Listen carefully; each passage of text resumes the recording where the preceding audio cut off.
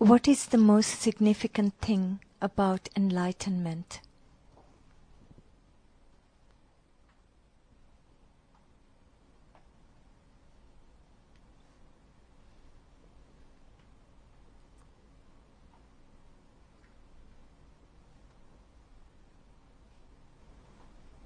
The most significant thing about enlightenment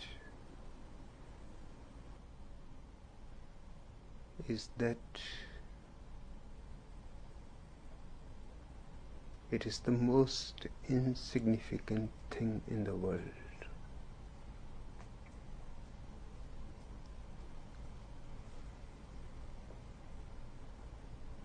The scriptures are full of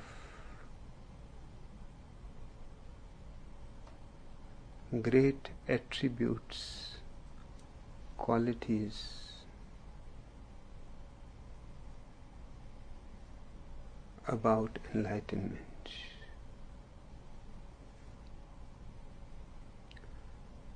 It is the highest peak human consciousness have ever achieved. Naturally, logically, the scholars have been thinking how to describe it.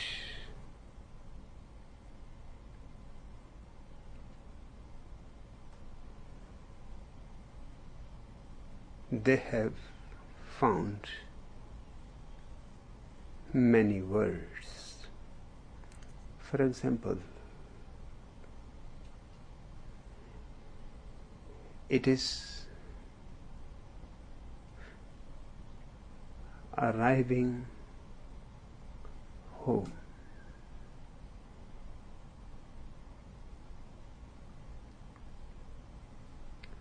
As far as I am concerned,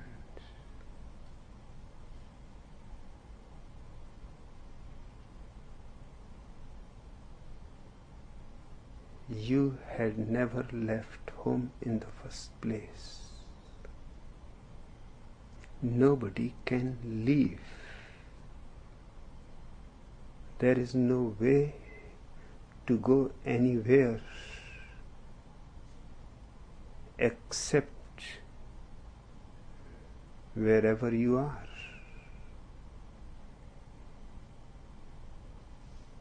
And that is the home.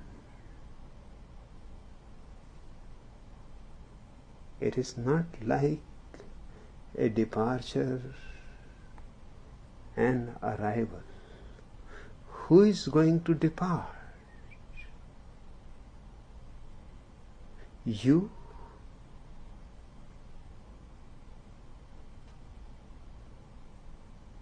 How can you depart from your nature? There is no possibility of division. It is indivisible. Wherever you go, your nature will be within you. In fact, to say you and nature is not right, but what to do if all the languages are wrong?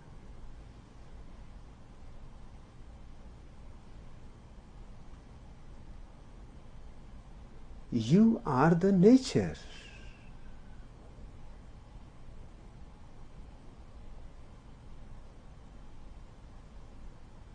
You does not make you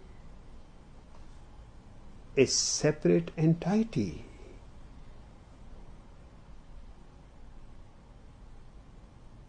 You can call 1001 names to yourself. Still, you will remain the same forever. So although very great scholars, pundits, theologians, philosophers, even the so-called mystics have described home coming as one of the attributes of enlightenment.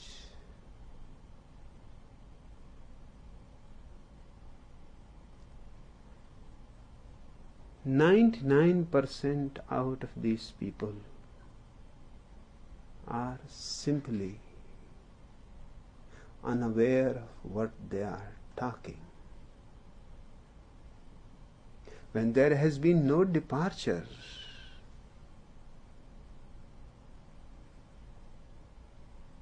how you can talk of arrival?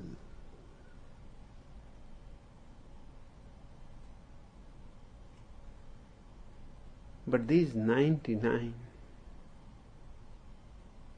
are only knowers of words, scriptures, principles, philosophies. They can be forgiven. The real trouble is with the 1% mystics.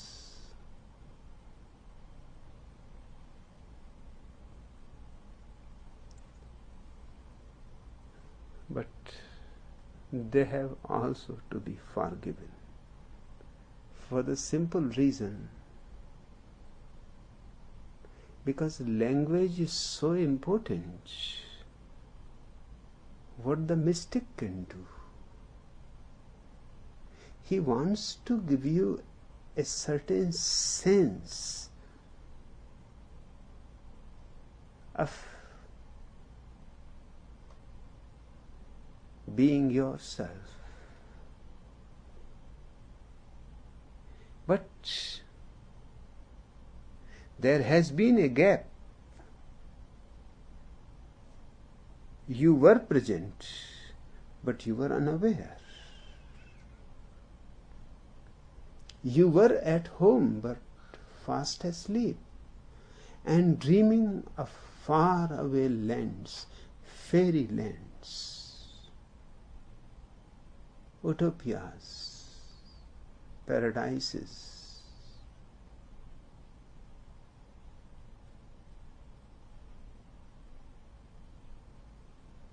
The word paradise reminds me that it is very ugly.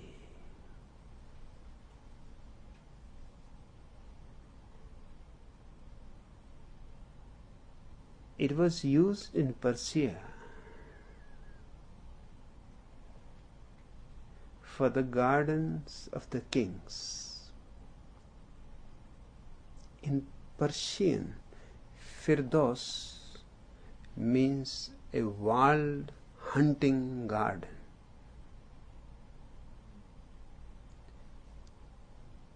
In countries like Persia, gardens can only be walled.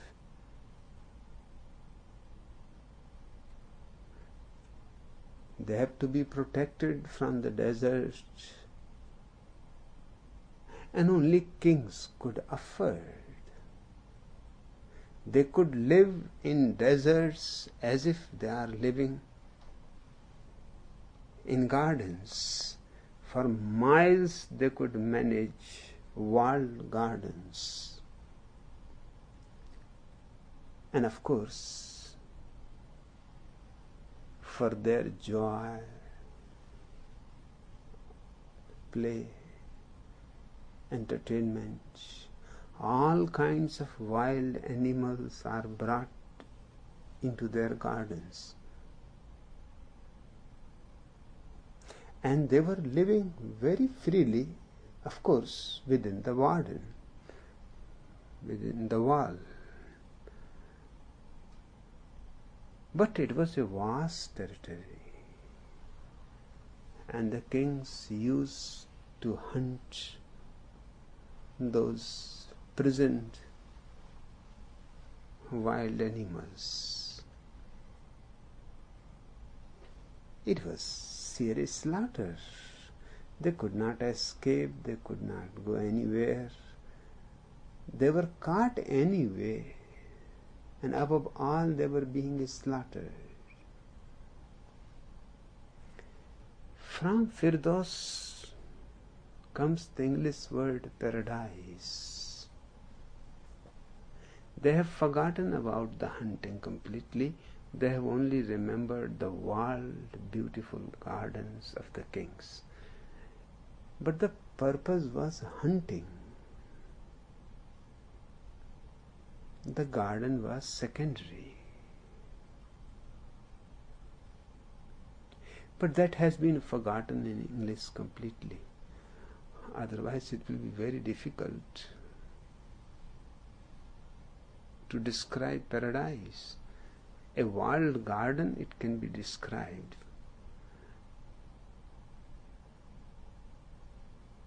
But who is the hunter there?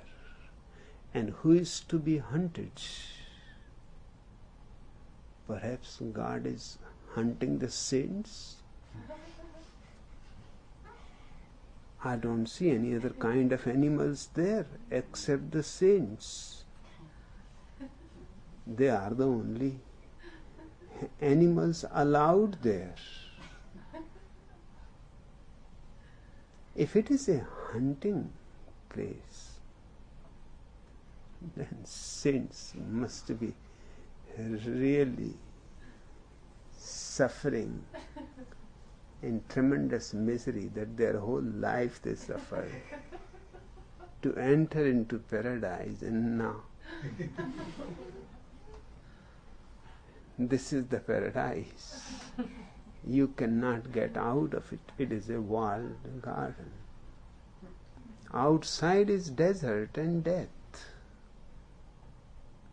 Inside you may try, hide.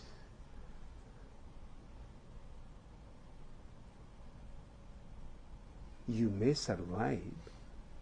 All animals are not going to die. But thinking of yourself as a hunted animal will take all the air of the balloon of the Christian paradise.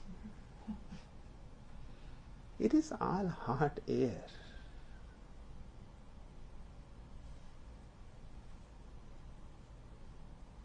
Very foolishly they have chosen the word paradise.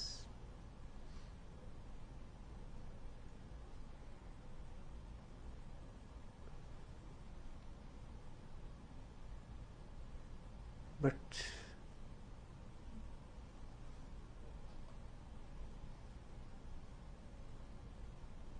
the 99 people were scholars, only trained in words,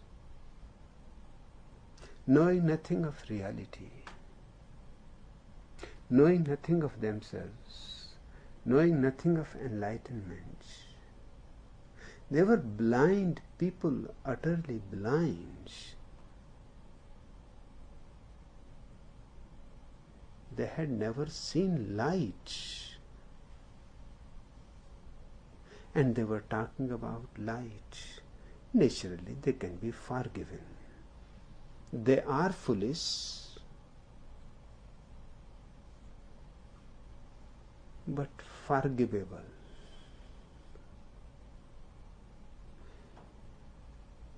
The 1% knew perfectly well what they are talking about. Their trouble is even bigger than the scholars.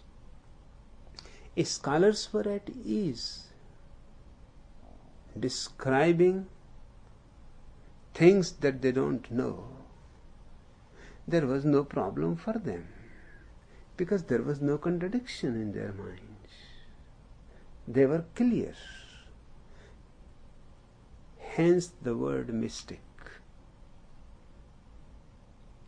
It comes from the scholars, theologians, philosophers.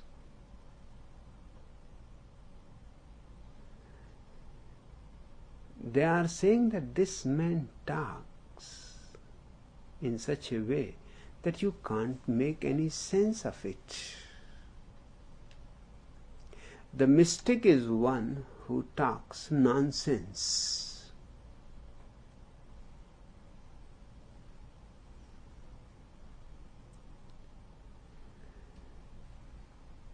But the mystic is really in trouble. He knows the truth, but he does not know any corresponding word to it. So he is compelled to use words that have been used by others. So he also calls it coming home. But the true mystic will immediately recognize that what he is saying is not right. In fact, he will not lose a single moment in saying that whatever I say, don't start believing it word for word. Try to read between the words, between the lines, the silences, the semicolons, the willful points. Read there. Drop words as much as you can and create gaps.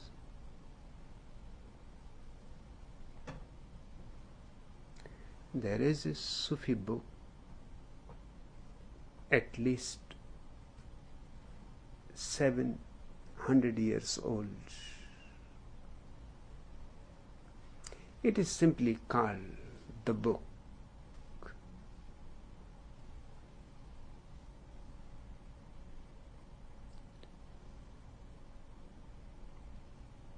It is an empty book. Nothing is written in it. It has been given by generations to generations of mystics with great reverence, from master to the disciple, that this is our message. I have read it my whole life, now you read it. I will go, you will go, but the reading should continue. The book should be preserved.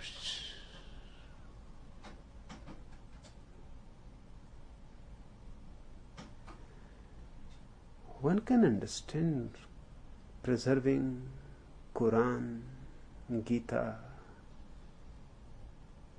Bible, Torah. There is something written in it, something significant, meaningful.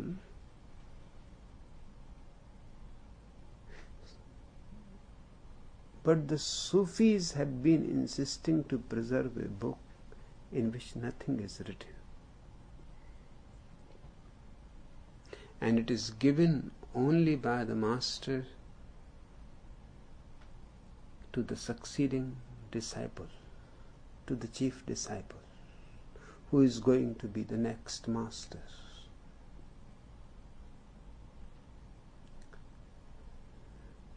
Perhaps these people were trying their hard to say something without words.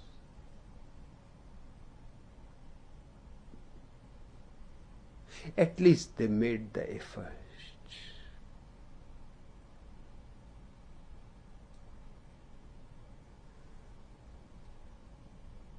The same has been the situation of all those 1% mystics around the world.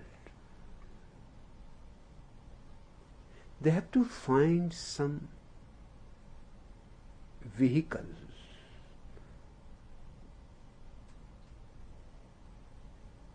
to express that which is inexpressible.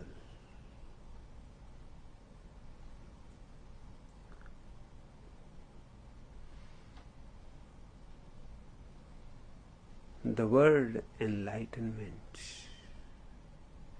is also invented by the scholars. Scholars have been doing great work.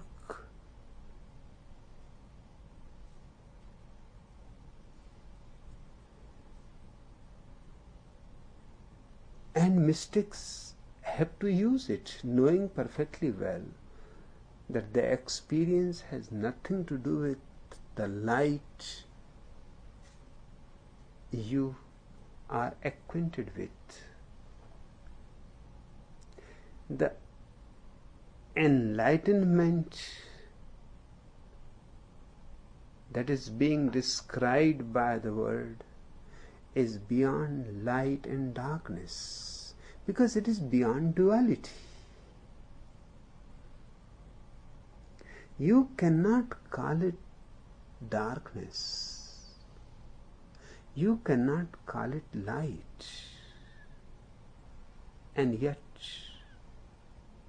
it has the qualities of both. In light, you can see. The enlightened person has eyes that you don't have. He can see things the way you can never see. And you can try to understand it. A painter sees a painting. You also see it. As far as colors are concerned, your eyes reflect the same colors as the painter's eyes reflect. But do you think you are seeing the same painting as the painter? No, that is not possible. Because to see a painting like Picasso's, one needs that kind of genius. It is not in the paints. It is in the whole organic unity of all those paints. Those paints are only parts. It is as if you take one car apart. Every part is separated. All over the ground you spread it. And you see it. You are seeing the car. But is it the car that you are seeing? Only parts.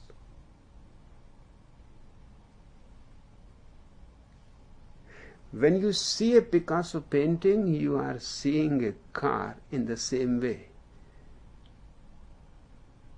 You just see fragments, pieces. You don't have the genius to make an whole out of it, where all those colors lose their individuality and start functioning in a harmony. To see that harmony is to see the painting. It has nothing to do with the colors, nothing to do with the canvas, nothing to do with the frame. The frame may be golden. It doesn't matter. The question is of the organic harmony. But for that you need a totally different kind of eye.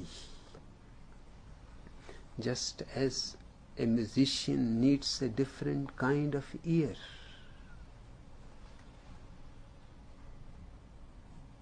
But these are small things compared to enlightenment.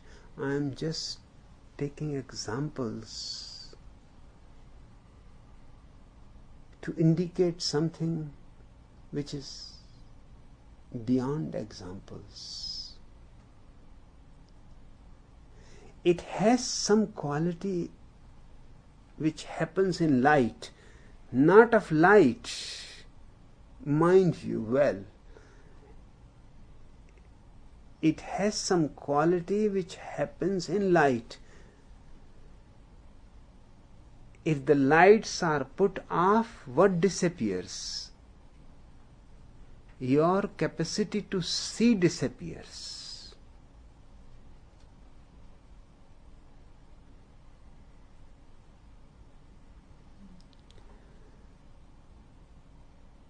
When enlightenment happens, a certain capacity to see, which has been completely unconscious to you, within you, fully ready to function any moment,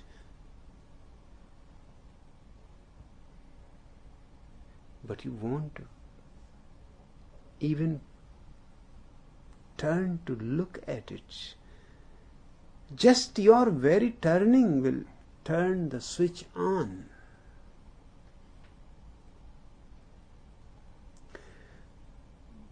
But it is not enlightenment. Let me repeat, enlightenment is not enlightenment, not just enlightenment. It is a way of saying that you attain to a certain capacity of seeing, knowing.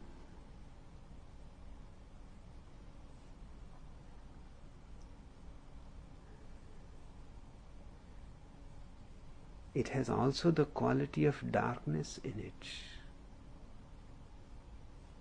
So there has been a school of mystics who calls it the ultimate darkness. And they are as right as those who call it enlightenment. But it is not darkness. But in darkness there are few things which you miss in light. A light gives a certain kind of tenseness to your being.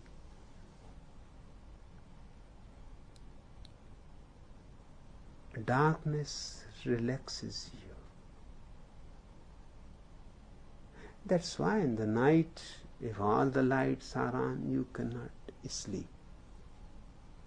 You need to be surrounded by darkness, as if you are in the womb of the mother.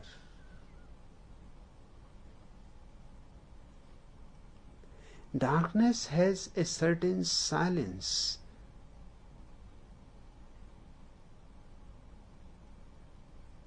A certain music to it.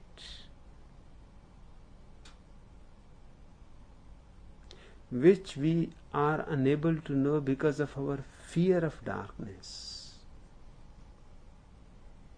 We are so afraid of darkness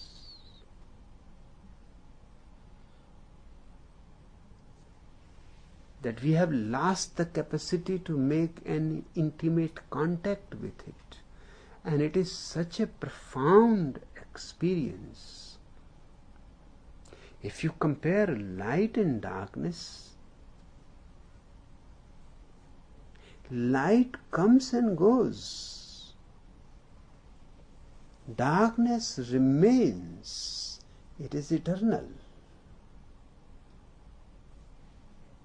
Light is temporal. It has a time limitation. In the morning the sun rises. In the evening it sets. And whatever kind of light you manage, it has a certain limitation. Once the fuel is finished, the light will be gone. It is dependent. It is not an independent phenomenon. Even the sun of the light one day will be gone, because it is being dissipated every moment.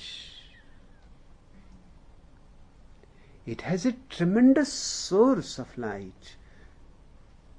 For millions of years it has been giving light, but it has becoming poorer every day. There are few physicists who think that within 4,000 years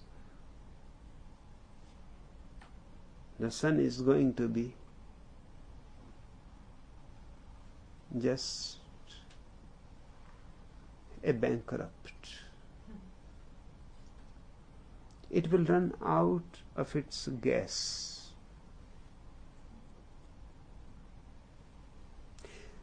So many suns have died in existence.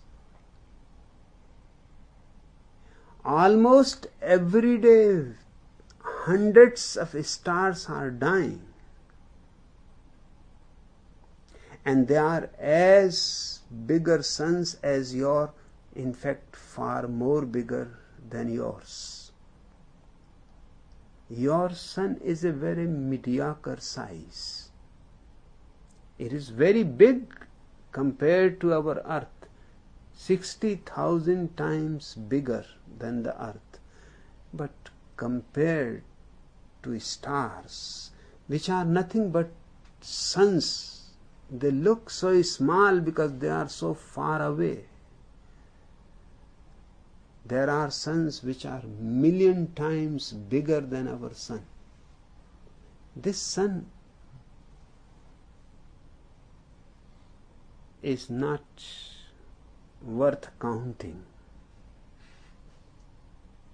There is a beautiful story by Bertrand Russell. He has written few beautiful stories. One bishop, thinking of God, heaven, and his services to God his whole life, and the life of celibacy, purity, prayer. Just as he is falling asleep, he is thinking that if he dies, his paradise is certain. If he falls asleep and has a beautiful dream, you can call it beautiful dream, you can call it a nightmare, it depends. He dreams that he has died. The same thread of thought has perhaps continued. He has died. He is so excited. Naturally, because now he is going to face God. And his record is so clean.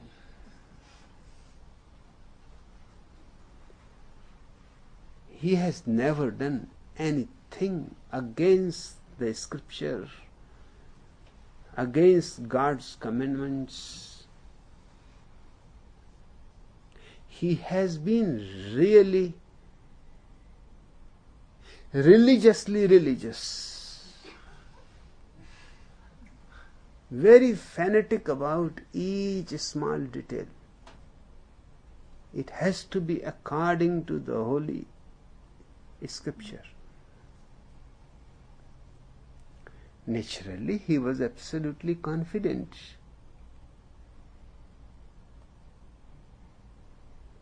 He is taken somewhere, he thinks, of course, he is going to paradise, and he is being left before a huge door that he tries to see where it ends, but it doesn't seem to end anywhere.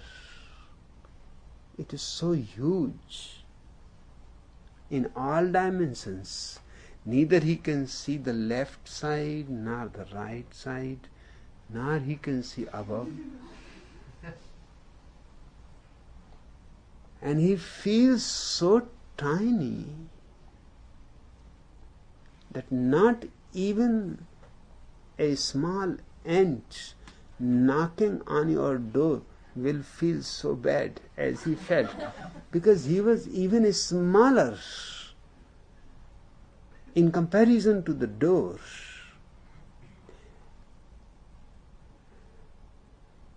And knocking on that door, you can understand his misery. He was fully aware who is going to hear. If the door is so big, what about the palace? And what about the throne? And what about God the Father?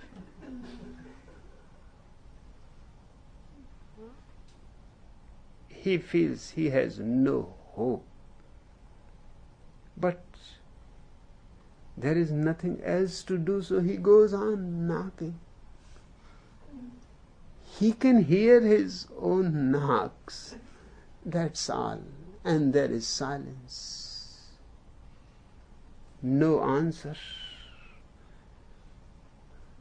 The same thing. His whole life he has been praying. Now he becomes a little angry. Whole life he has been praying. No answer. One can understand that everything will happen after death. Now death has happened. And I am faced with this closed door. Not even anybody here I can inquire,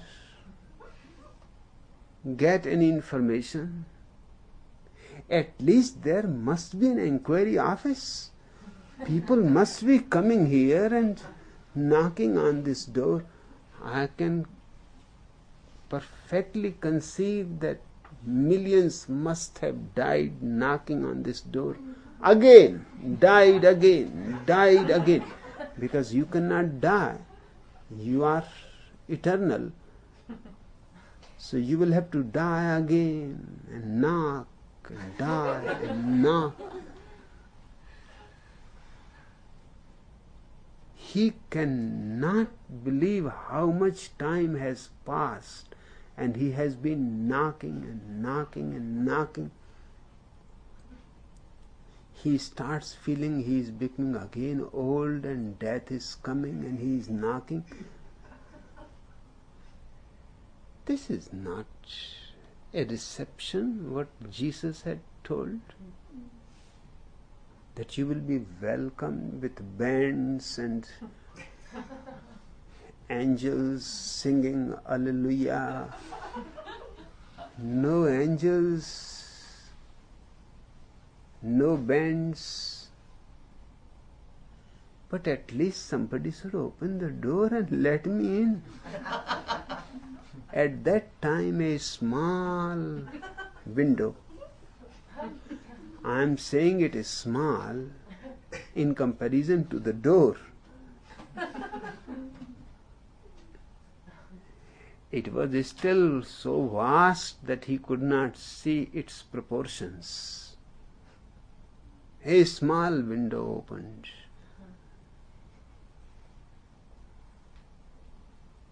And now he has become accustomed of small things here. A small head. He could not see the whole face, just parts and pieces. He could figure out that somebody is looking at him. And he felt really crushed, humiliated. He has never been insulted like that. But what to do? He says, "Are you God?" He said, "No, no." And his voice is so loud that he feels almost his ears are going to burst. He said, "Can't you say it a little?"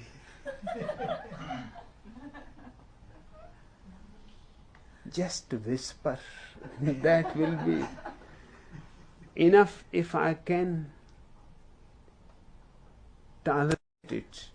Don't speak, just whisper. You are not God. Then who are you? He said, I am only the God's man. God I have never seen, because my duty is on the gate. And God lives far, far away. We have only heard through holy scriptures. In an immense palace.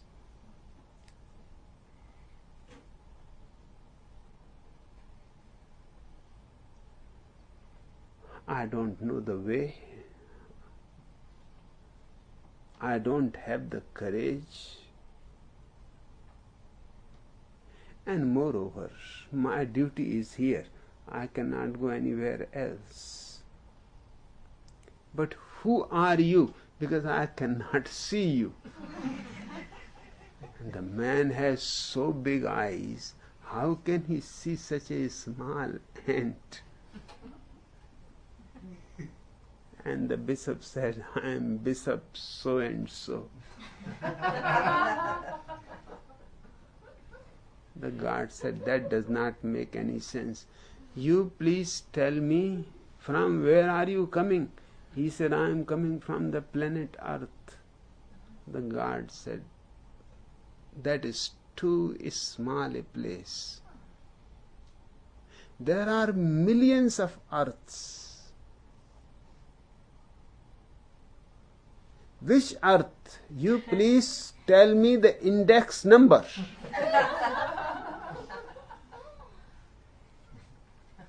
Index number? The bishop said, we never heard about index number. Our Earth has an index number. Every planet has to. Otherwise, how we are going to figure out from where you are coming? Who are you? If you don't know the index number, at least please tell me the index number of your solar system.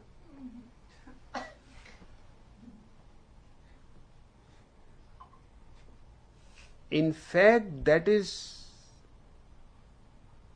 the lowest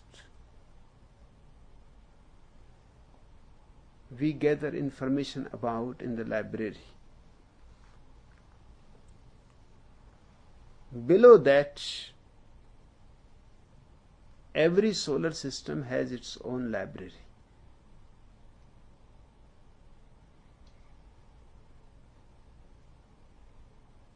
Only important things from that solar system are fed up to the computer into the central library. Perhaps your earth is mentioned somewhere, but you have to tell me about your solar system, from which sun you are coming. He said, we used to know only one sun. He said, there are millions of solar systems, and you seem to be completely at a loss. I cannot help you, but I will try my best. I have not seen you yet, but I can hear a small, still voice is screeching. I will go to the librarian and inquire. The librarian asked the same questions, which the guard was not capable to answer. The librarian said, are you mad? How can I find out in this immense library where are only index numbers and index numbers? At least the solar system must be known. Then something can be done.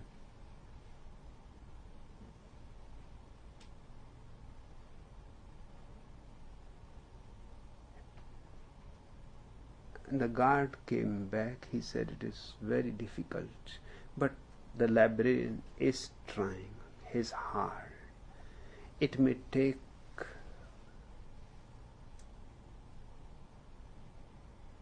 few years for him to figure out from where you are coming.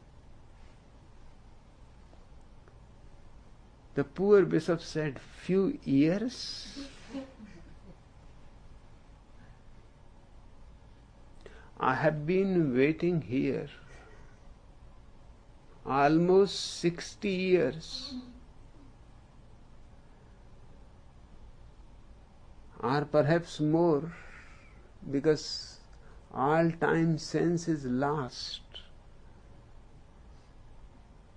The man said, if you can get in the coming 60 years right information about your planet, that will be too quick. You are not aware at all of the immensity of existence. He shouted so loudly that the bishop woke up. And he was perspiring, trembling in a cold night.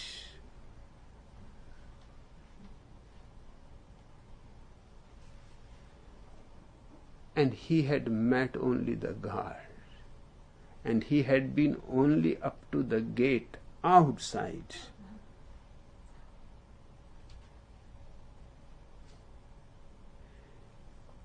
This is a vast universe. Our sun is a very young boy, but already declining. There are many ancient people in the sky. This sun has been born before them and will die before them. Even the sun, which has really inexhaustible, almost inexhaustible source of energy, is bound to be finished one day. Light can never be inexhaustible, because it depends on some fuel. Darkness is eternal because it does not depend on any fuel. Darkness does not come and go, it simply remains. It is there.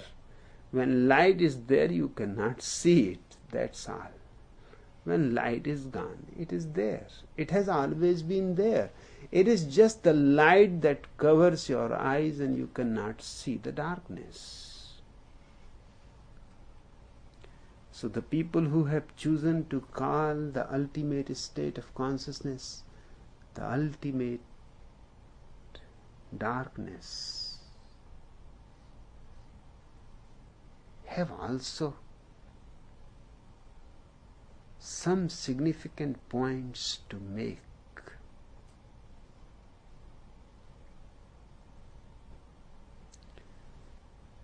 Darkness has a depth which light can never have. It is superficial.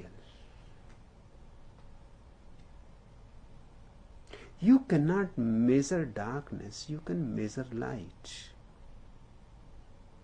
You will be surprised to know you can even weigh light, but you cannot weigh darkness.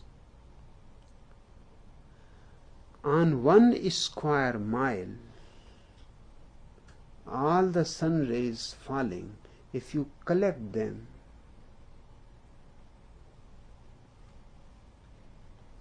they will be almost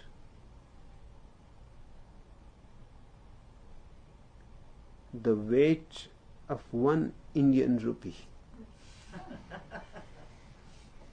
I am not aware of your American coins, so I cannot say anything about it.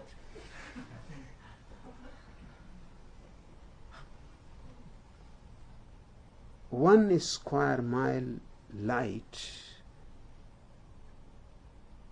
it has been proved. It can be collected through certain glasses, put in a certain way. The whole light can be pulled into a small place on a weighing scale. It weighs exactly equal to 1 rupee.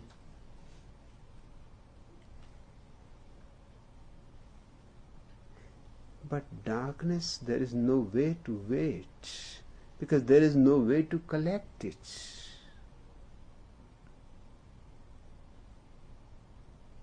It simply is there. You can make light your slave. We have already made it. You are using light as your slave every day, putting your switch on and off. What are you doing? You have enslaved light. But is there anyone who can say he has enslaved darkness? That is impossible. You can do many things with light. You can bring it in, you can put it off. Soon there will be, I think there must be, they have to be, because there are clocks. Just Vivek had brought one catalog to show me about a clock that follows your orders. It gives the alarm, you say, "Shut up."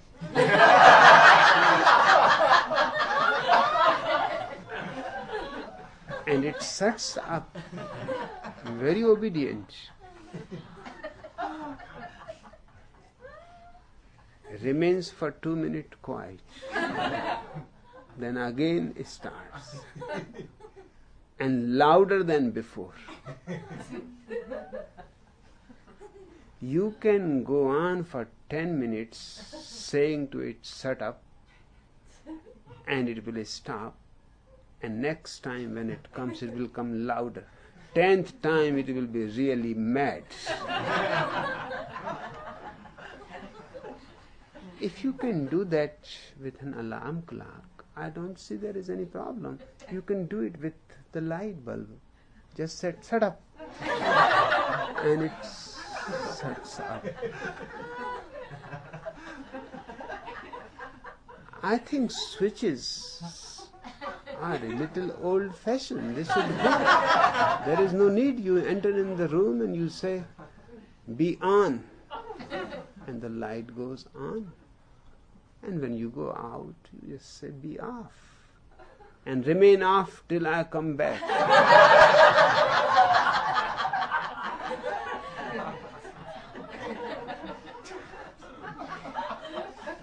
There is no problem in it. But you cannot do that with darkness. We have not been able even to make any contact. It is so close. It is always so close.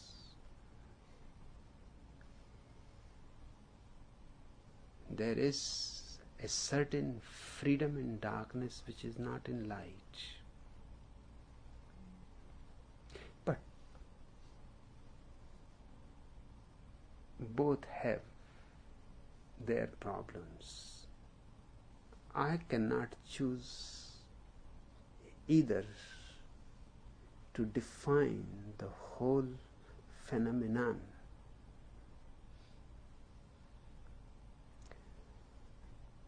Attributes have been given that there is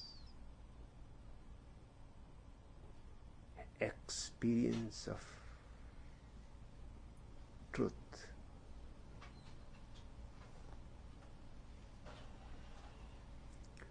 Experience of authenticity, experience of love, experience of compassion, experience of eternity, experience of freedom from space-time bondage, experience of freedom from life-death bondage, in short, experience of freedom from all kinds of dualities.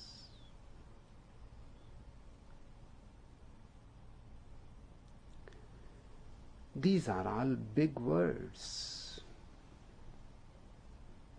and they have puzzled humanity for centuries.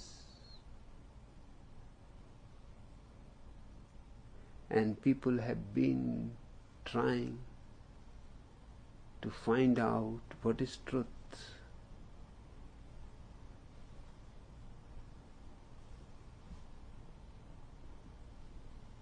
The mathematicians say that truth can never be completely defined.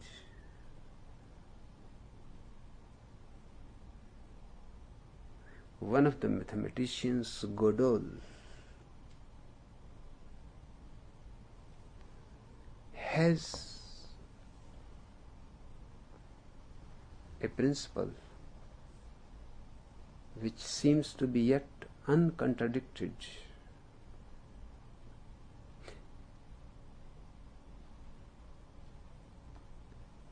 His principle is that mathematics will never be free from paradoxes.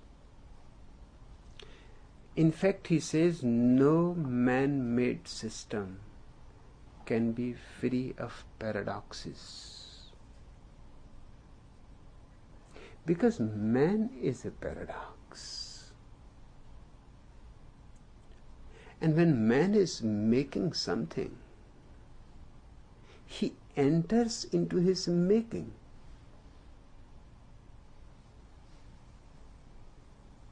There is every possibility that sooner or later your computers may start freaking out because you are putting your mind into those computers. Some computers may go gay.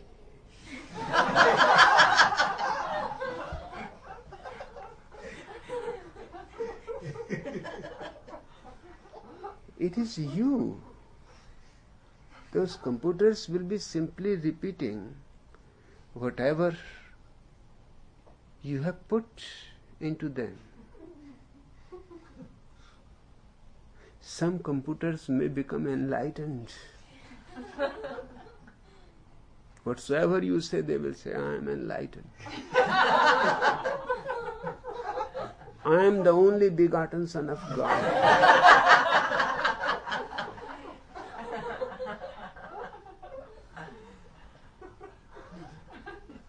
And you cannot even crucify a computer. That would be so foolish to crucify a computer. But there may be times when you may have to suit a computer. He may become such a nuisance. May start doing such perverted things that you will not be able to do anything else than to suit him. He may start torturing you by very sophisticated means.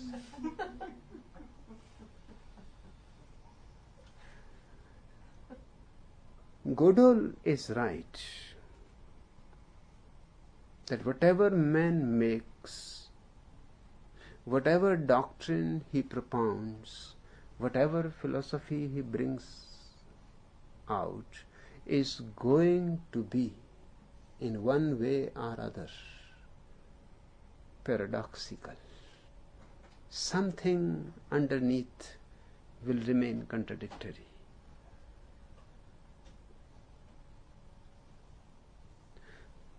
So Godel says there are three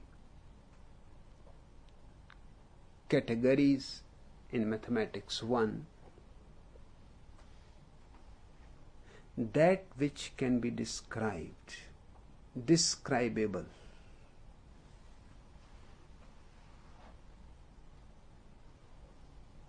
That which has been already described, and that which will never be described. There are mathematicians who does not agree about the third category. They say two are perfectly okay, the described and the describable.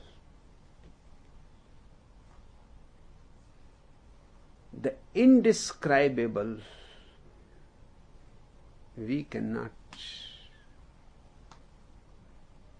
yet propose till we have exhausted all our means to describe, and they are not yet exhausted. They will never be exhausted. There will be no point when we can say we have exhausted all means and all possibilities.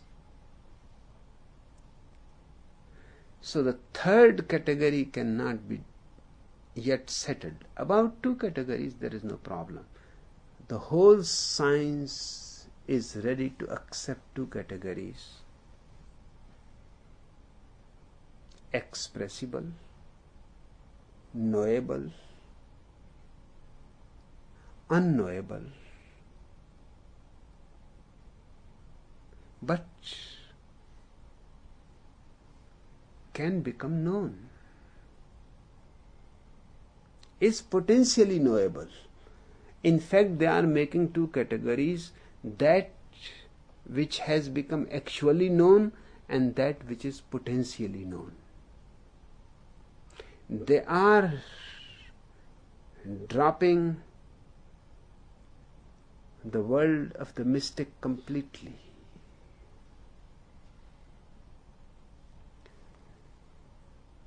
They are saying there is nothing which will always remain unknowable, unknown. And that is really the world of enlightenment.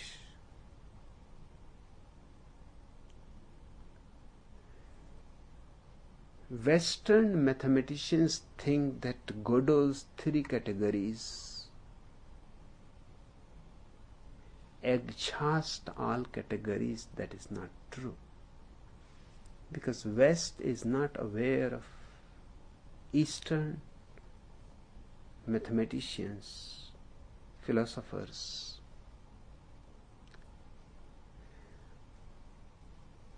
The most unfortunate part is that even mathematicians from the East getting Nobel Prizes for mathematics. 2 Nobel Prizes has gone to 2 Indians. One was to Dr. Raman, another just few years back to Dr. Khurana. Even these, I have met Dr. Khurana, and I asked him, do you have any idea that Godot is not the last word? He said, what are you saying? Godot has to be the last word, because there cannot be any more categories. The known, the knowable, and the unknowable. Even if he is accepted, then only 3 categories. I said, you being a man from the East, but because you have been educated in the West, and even in the East, if you are educated the Western methods, discoveries. Nobody bothers about. Mahavira has 7 categories. That was one of the greatest debates between Mahavira and Buddha when they were alive 25 centuries ago. Buddha had exactly the 3 categories of Godot.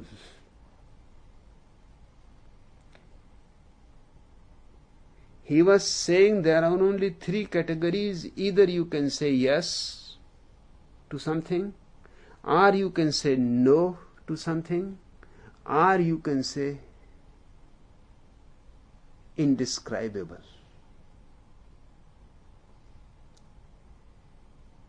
There are no more categories.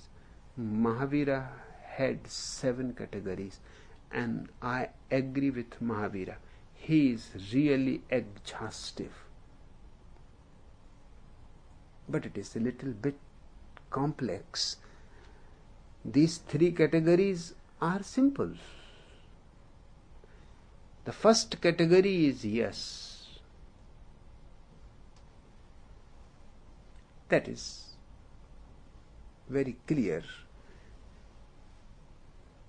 You can say about something yes with confidence. You know it. It is describable. It is known. You can say no. The second category, I am ignorant. That does not mean that the thing does not exist.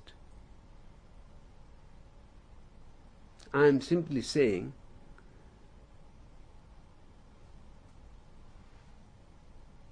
it is unknown to me. Or you may be feeling that it is somehow known to you, yet neither you can put it into yes nor into no. That's the world of the mystic. So you say indescribable, inexpressible, unknowable. But Mahavira goes further. He says the fourth category is yes and indescribable.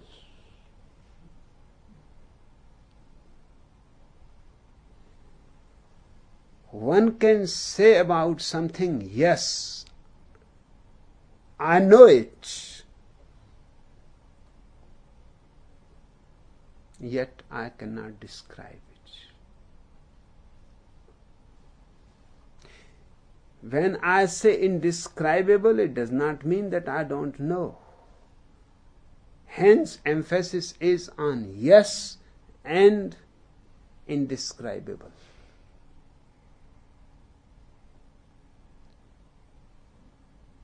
And the fifth category, no and indescribable. I do not know, but this much I know. It is. I do not know exhaustively. I cannot claim that I know.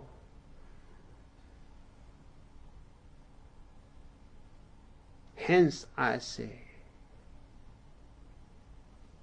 no. That indicates towards me, and indescribable towards the thing. And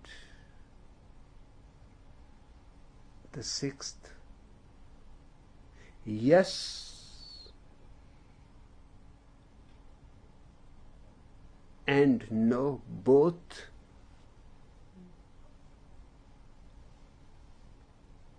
together.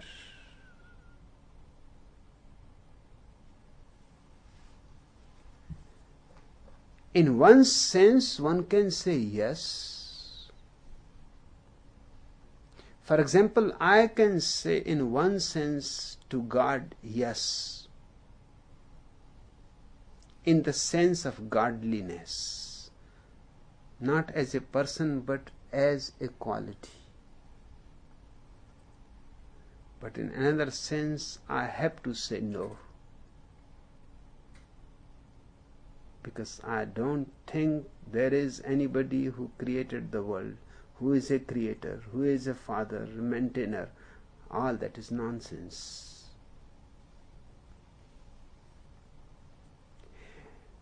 And yes and no together certainly make it more mystic, hence indescribable. Yes and no cancel each other, but the reality is still there. The reality is not cancelled.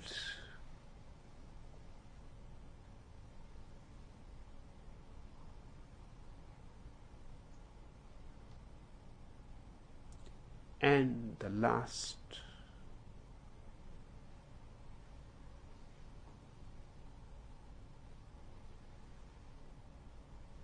simply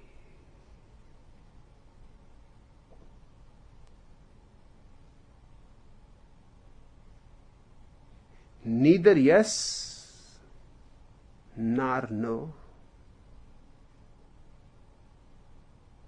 yet indescribable.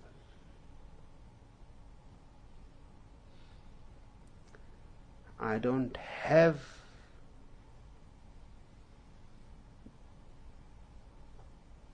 the experience to such an extent that I can say yes, nor do I have the experience to such an extent that I can say no. So neither yes nor no. They are indicating towards me, but the thing is there.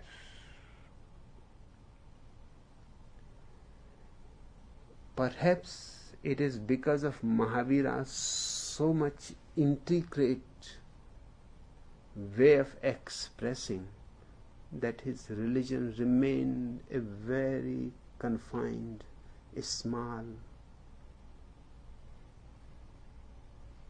thing. It is not counted in the world religions.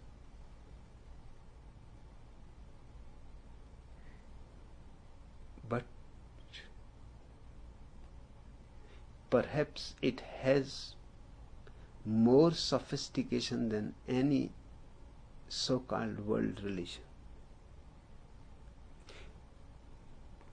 That very sophistication is the cause that it has not been very appealing to the masses. Now, who is going to bother about these 7 categories?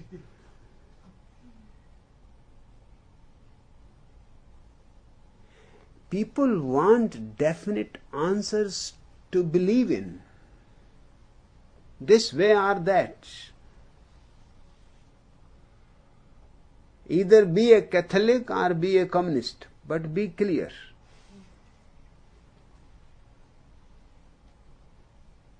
People want clarity because they are so confused. And this man brings all these 7 categories. Now confusion is worse confounded. First you were at least aware that you are confused. Now you will not be aware to which category you belong. Yes, no, yes, no, both. Yes, no, both and indescribable.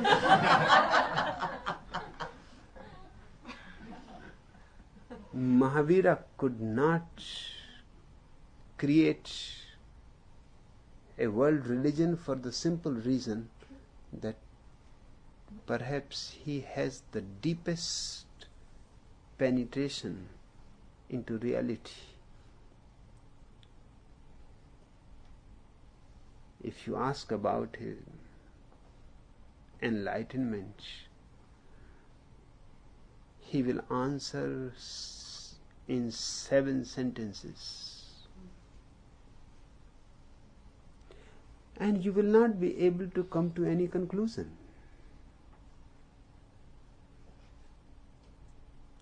And I feel there is something tremendously valuable. Why this urge to come to a conclusion?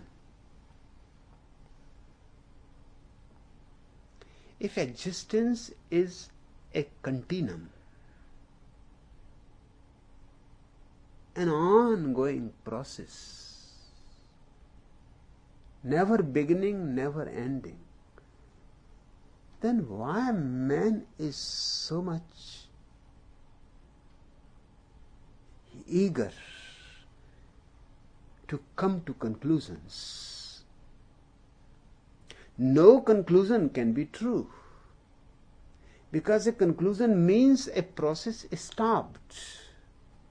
A conclusion means a full point has come. The last page has arrived. A conclusion means a death. A life is always on and on and on. There is no beginning and no end.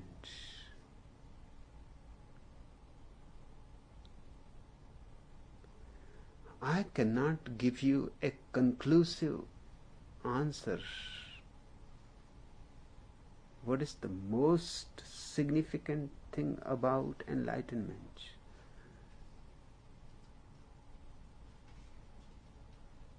But this much I can certainly say.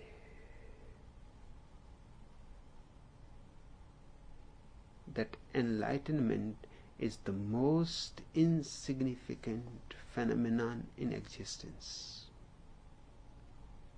That's why people are not interested in it. If it was significant, then millions would have been running after enlightenment, just as they are running after gold, after money, after power. Just go and stand on the Pentagon before White House and ask everybody, where are you going? Everybody is going and going fast. I don't think you will come across a single person who will say, I'm going to enlightenment. Not in Washington, not on the Pentagon. Everybody is going, and is in a hurry, in fact will be greatly disturbed by you, that what kind of nonsense is stopping in the middle of the road and asking, where are you going? What business it is yours? And you say that I am simply researching on enlightenment. That how many people are going for enlightenment? I have not come across a single man yet. The simple reason is that enlightenment is not going to make you significant. You will not become Ronald Reagan.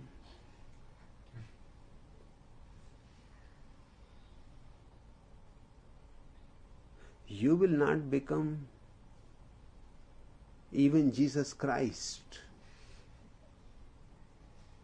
Nobody will crucify you.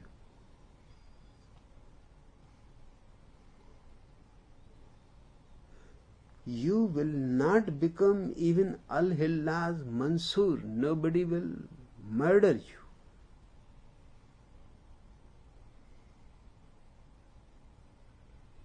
If you become enlightened, you will become so ordinary, so simple,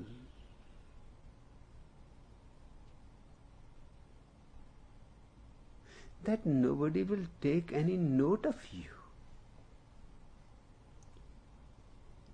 You will become almost absent. Let that be my definition of it. You will become almost absent. You will pass just like a breeze, not like a storm. Adolf Hitler is coming. You will just pass like a small breeze of no significance. To the world, you will be nobody. To yourself, you will be the whole world. To the universe, you will be all that you can be, all that you are meant to be. To the universe, there will be a tremendous joy.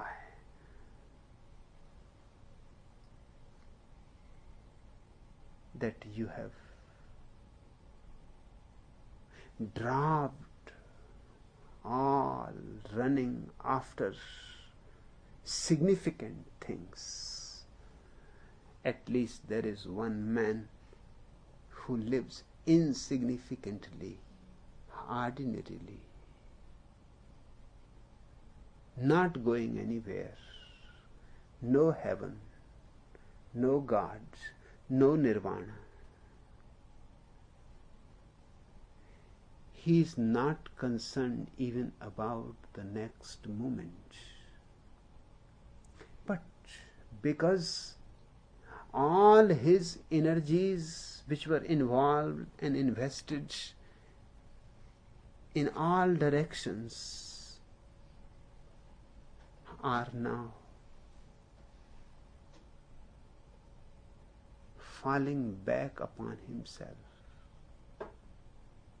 he has become a tremendously fulfilled reservoir of peace, silence, beatitude. He is so full of bliss that without his knowing, he will be savoring bliss wherever he moves.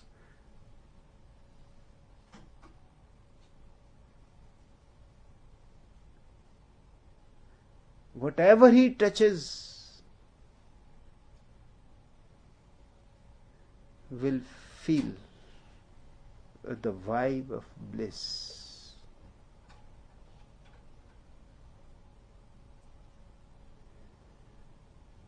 But as far as he himself is concerned, if you ask him, "Who are you?" he will say, "I do not know. I have no idea at all."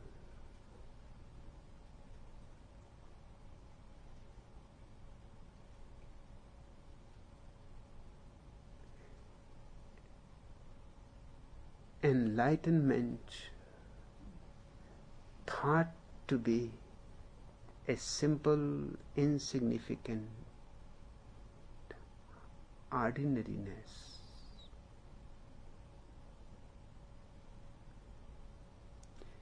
makes a religion non-political, makes religion a true religion.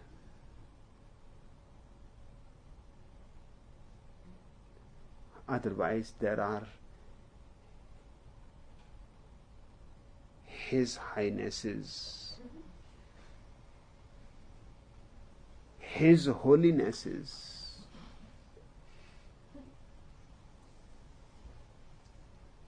and I have heard about this Indian prince in South India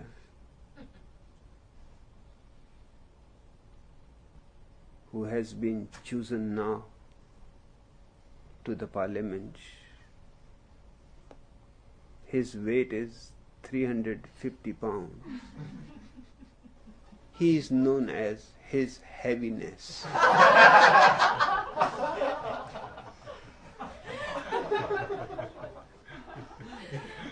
At least it is true. These holinesses are all phonies. These highnesses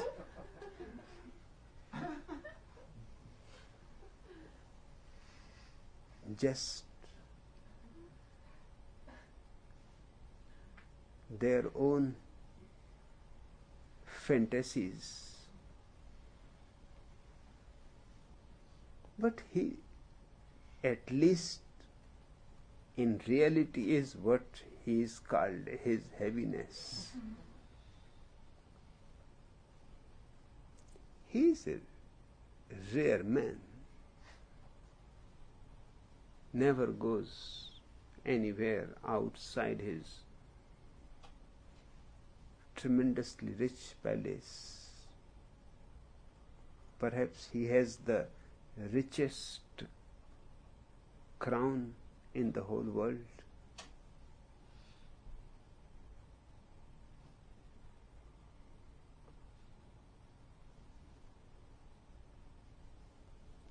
His palace is full of all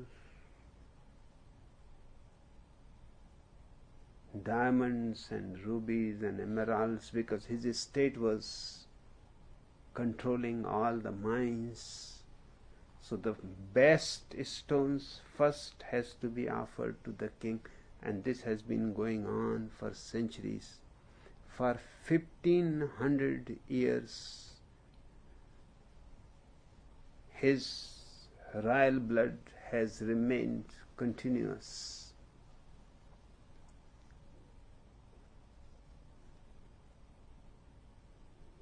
He has never spoken in public, and now he has become a member of the parliament, And even when he speaks, only very few people can understand, because he speaks through his nose. So only those servants who live nearby slowly have become accustomed. And in the whole world he has only one friend, a small dog. His name is Kinky.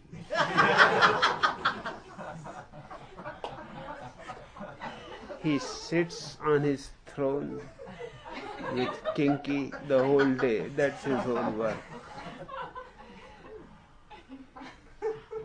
Now he is going to be a real celebrity in the parliament in New Delhi.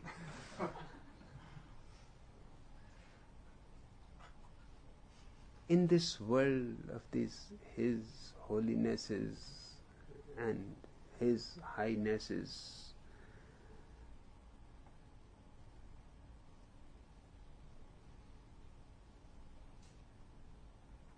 a really enlightened person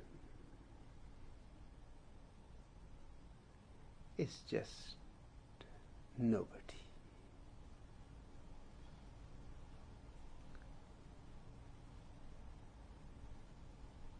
He has no name, no form, no superiority, no inferiority. In fact, he has disappeared.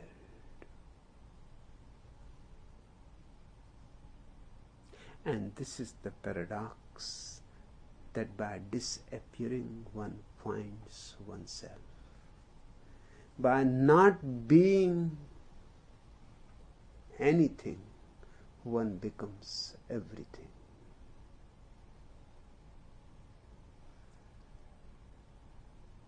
By becoming absent totally, one becomes, for the first time, not a person, but a presence of tremendous beauty, blessing.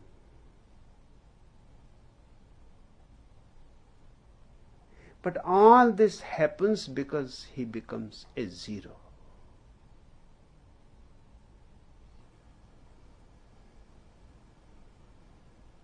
Enlightenment is the experience of being a zero.